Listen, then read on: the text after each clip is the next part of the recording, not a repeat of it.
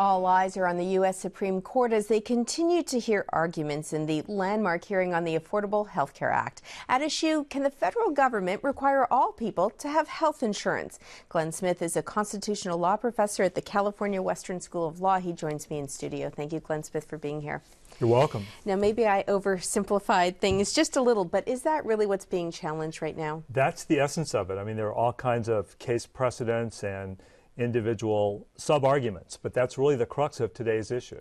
So the people who oppose this law, why do they say the government can't do this? And in terms of the government, why do they say they can do this? They say that even an expanding federal power to regulate commerce has always been a power to regulate the commerce of people who are already in a market. They're already buying something or they're participating in a market, and that this is a radical and an unprecedented requirement that people enter a market, and that's inconsistent with a capitalistic, individualistic system like ours. So forcing people to buy something that they may not want, really. I want to play a clip from today's hearing because it really speaks to this. This is from Justice Anthony Kennedy, and again, it's from today's hearing. Let's have a listen.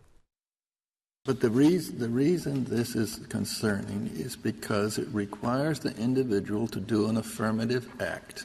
In the law of torts, our tradition, our law has been that you don't have the duty to rescue someone if that person's in danger. The blind man's walking in front of a car and you do not have a duty to stop him, absent some relation between you.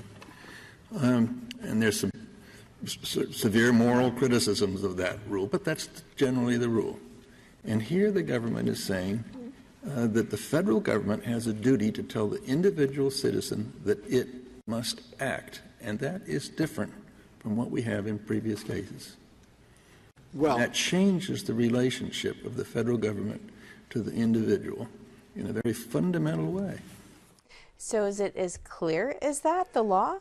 Well, that's the issue, but there's certainly another side to it. But I think that if I'm the government, I'm listening to that question excruciatingly interested in whether Justice Kennedy is posing the argument, or is he endorsing that argument and believing that it does create a fundamental change in the federal government's relations to citizens? Because if he's already thinking that, the potential swing voter, may well be along the way toward voting against the government. So if you're the government defending this law, what do you say? What do you say back? Well, you say what the Solicitor General continued to say today, which is that people are already in the healthcare market. Their healthcare is something that people cannot opt out of. They can't know whether they're going to be involved in it. So they're already in the market. This just regulates how they participate and when, and makes sure that they can't impose the cost of their failure to provide health care for themselves on other people. So it's a question of, are you in the market now already, in which case it is a more typical regulation of people in the market, or is this some radical new requirement to enter it? And most of the 2 hours of argument were really devoted to various aspects of that question. Doesn't the government already tell us what we have to buy? Car insurance is just, maybe that's just a simple person's, viewpoint of the law. No, it was brought up in the argument today. The answer from the opponents is you only have to buy car insurance if you already own a car and have decided to join the car owning market. So they say this would be like requiring, the analogy they say with cars, it would be like requiring people to buy a car who don't want to buy one in order to help Detroit.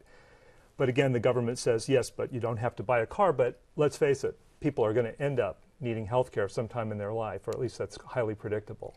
If the court upholds this law, does it, in fact, as Justice Kennedy says, fundamentally change the relationship between the federal government and people? Could it go on to affect future law? It doesn't have to. The court could write a fairly narrow opinion that emphasized that health care is a unique market. In fact, if this is upheld, it's only going to be because Justice Kennedy and perhaps Chief Justice Roberts felt that there was enough of a limiting principle that it wouldn't create that danger. If the court thinks accepting the individual mandate is going to inevitably create a danger of open-ended government requirements and interference in an unprecedented way, then you're going to have a majority against it. They are the swing votes. You mentioned those two justices. I think so. That seems to be the consensus in the law professor community anyway. And there's also talk that can you separate one part of this act from another? If they say strike this down, does that mean you can still uphold the law? Exactly, and that's the issue they'll deal with tomorrow.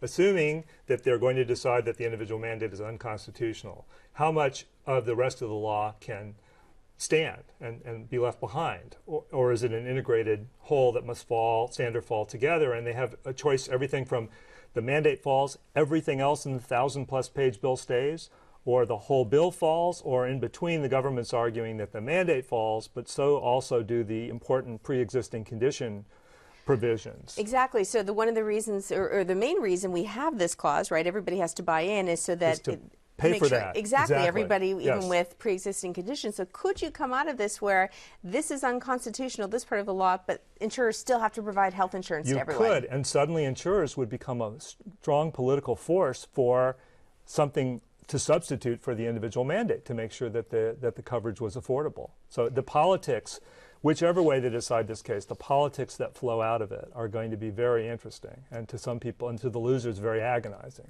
And finally, Glenn Smith, do we know when we're going to hear an answer to all of this? We don't know for sure. It's very likely to be at the very end of the Supreme Court term, which will be late June, early July. Okay, we want to let people at home know that we do have a special on tonight on NPR at 7 p.m. That's it on KPBS Radio. Thank you so much, Glenn, for being here. You're very welcome.